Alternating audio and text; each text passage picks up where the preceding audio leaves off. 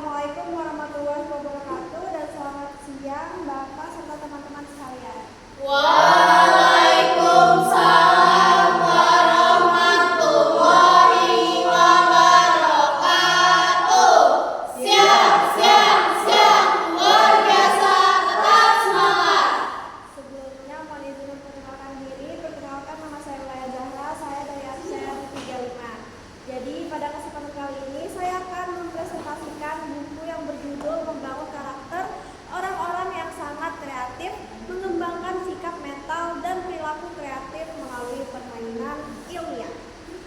Jadi buku ini tuh ditulis oleh Nugroho dan kawan-kawannya. Buku ini tuh ditulis banyak banget ya. Maksudnya orang-orang yang nulis tuh banyak. Jadi saya sebut dan kawan-kawan.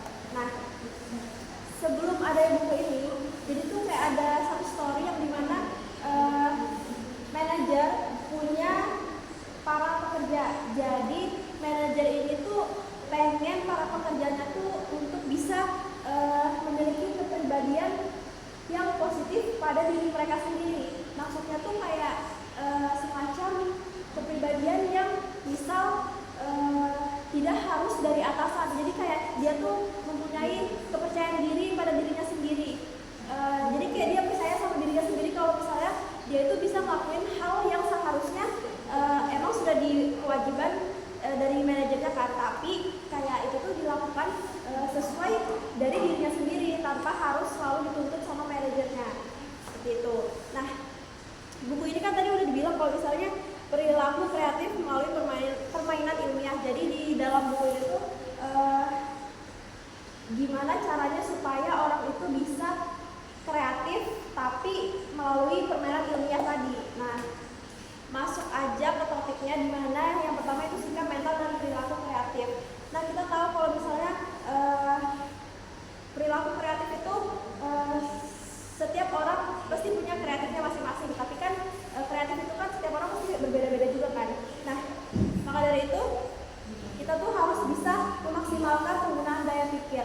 Kenapa bisa memaksimalkan penggunaan daya pikir? Karena yang saya tahu kalau misalnya daya pikir manusia itu hampir 1000 tera, yang dimana setiap orang tuh pasti memiliki kemampuan daya pikir mereka yang berbeda-beda kan. Tapi terkadang ada orang yang kayak malas untuk mengingat sesuatu hal. Jadi kayak itu tuh tergantung dari orang itu sendiri, mau dia benar-benar untuk mengingat itu atau enggak, seperti itu. Terus yang kedua ada pikirkan sebelum bertindak. Nah, di sini tuh penting banget ya. Kita harus memikirkan sesuatu sebelum kita bertindak. Jadi kayak kita nggak boleh melakukan satu hal yang membuat diri kita nantinya tuh merasakan hal yang negatif gara-gara kita nggak memikirkan dulu apa konsekuensi yang akan kita lakukan nantinya. Kalau misalnya kita udah melakukan, tapi ternyata konsekuensi yang kita inginkan tuh nggak sesuai sama yang kita planning di awal tadi kan. Jadi kayak makanya dari itu kita harus pikirkan sebelum bertindak. Selanjutnya itu ada rasa penasaran yang tinggi. Nah, di sini juga penting banget karena setiap manusia itu kan pasti berbeda-beda. Tapi ada orang yang kayak merasa dirinya tuh belum cukup ilmu, jadi dia kayak penasaran lah sama apa hal-hal yang ada di luar gitu. Jadi kayak dia selalu bertanya, misalnya dia tidak tahu ini, dia tanya ini, tidak tahu itu, dia tanya itu. Jadi kayak dia tuh ingin menggali sebuah informasi, menggali ilmu itu dengan cara menanyakan orang, atau dia bisa research sendiri apa yang ingin dia tahu.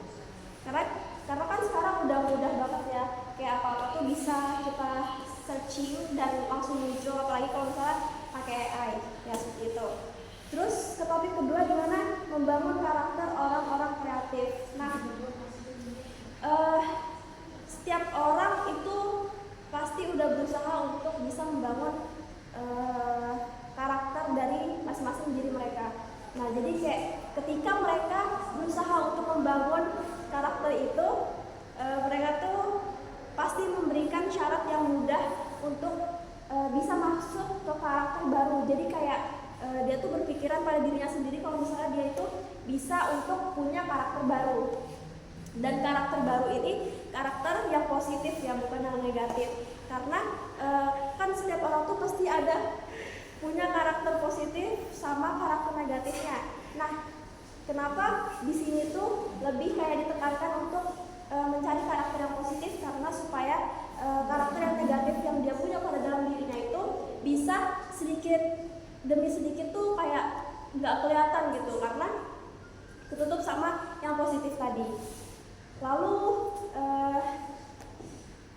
kita harus bisa research sama diri kita kalau misalnya kita harus tetap membangun karakter yang lebih baru lagi, tapi halnya itu harus positif. Nah, kita tahu juga kalau misalnya karakter baru itu otomatis identitas kita yang baru kan. Nah, itu tuh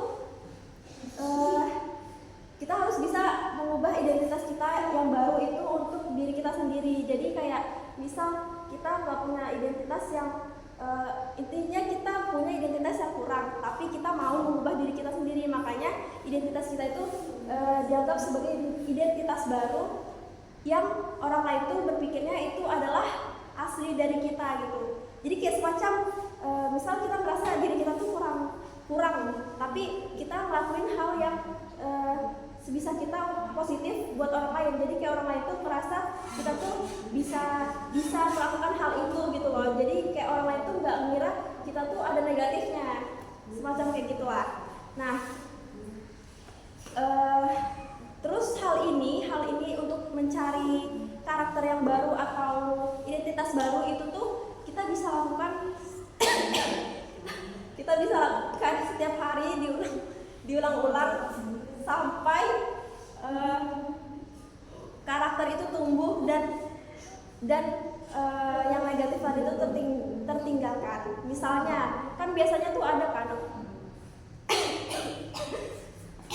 orang yang kayak dijulukin sebagai orang yang baik, orang yang sabar, orang yang pantun, ataupun orang yang pemberani, tegas, dan lain-lain. Jadi kayak itu sebagai penglihatan orang untuk karakter terhadap diri kita gitu.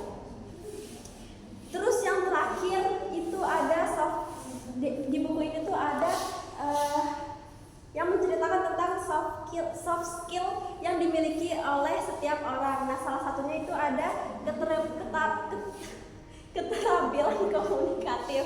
Jadi keterampilan komunikatif itu semacam kayak kemampuan kita untuk menuangkan suatu ide yang jelas, efektif, dan meyakinkan kita secara baik, positif melalui lisan atau enggak secara tertulis. Jadi contohnya tuh kayak semisal keterampilan yang baik itu misal kita miliki kayak kemampuan kita dalam presentasi di depan itu menggunakan teknologi. Terus juga ada kayak misalnya kita lagi presentasikan tapi membahas suatu materi yang materinya tuh cakupan 1 poin, tapi ternyata kita bisa menggali dari 1 poin itu menjadi poin-poin yang banyak lagi. Itu salah satu keterampilan komunikatif. Terus yang kedua adalah berpikir kritis. Nah, kita tahu berpikir kritis itu adalah kemampuan yang kayak menganalisis masalah yang saat kita di keadaan sulit. Jadi kayak misal kita punya masalah, terus kita dalam keadaan sulit. Jadi itu tuh sebagai pikiran kita yang bisa terbuka secara kritis untuk bisa menyelesaikan masalah tersebut dengan benar. Sebagai evaluasi juga sih terkadang.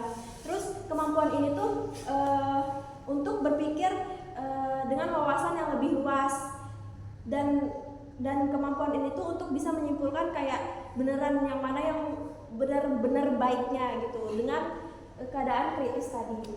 Terus selanjutnya itu ada kerja tim.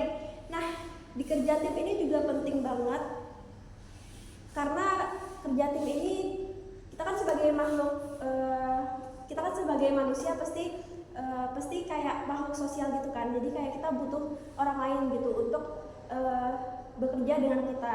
Nah, di kerja tim ini itu adalah kemampuan untuk membangun hubungan yang baik dan gimana caranya kita bisa berinteraksi dengan orang dan bekerja sama dengan orang dalam waktu hal yang panjang gitu. Jadi kerja tim ini tuh lebih kayak kemampuan kita untuk berkontribusi terhadap perencanaan atau mengkoordinasikan menjelaskan sebuah kerja kelompok. Paling simpelnya kalau kita kerja kelompok gitu kan. Nah itu tuh kayak kita harus bertanggung jawab lah. Yang udah ditanggung jawabkan sama kelompok itu harus bertanggung jawab terhadap kelompok yang sudah diberikan.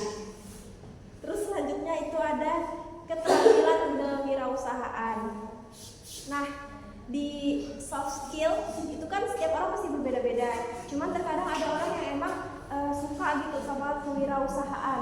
Salah satunya manfaat dari kewirausahaan kan dia bisa kayak mengidentifikasi kayak peluang kerja yang nantinya dia akan lakukan gitu kan. Jadi kayak kewirausahaan, keterampilan kewirausahaan ini semacam kayak kemampuan dia untuk mengusulkan peluang bisnis, terus bisa juga kayak kemampuan untuk membangun atau mengeksplor atau bahkan mencarilah peluang dan pekerjaan yang udah dia pikirkan gitu. Jadi kayak semacam ya gitu deh, intinya buku ini tuh untuk membangun karakter kita agar lebih kreatif. Jadi kayak saya sarankan kalian bisa membaca buku ini juga, karena kalau baca buku ini kayak pikiran kita tuh terbuka gitu loh untuk kreatif. Terus tadi kan ada di sanggah kalau misalnya perilaku kreatif itu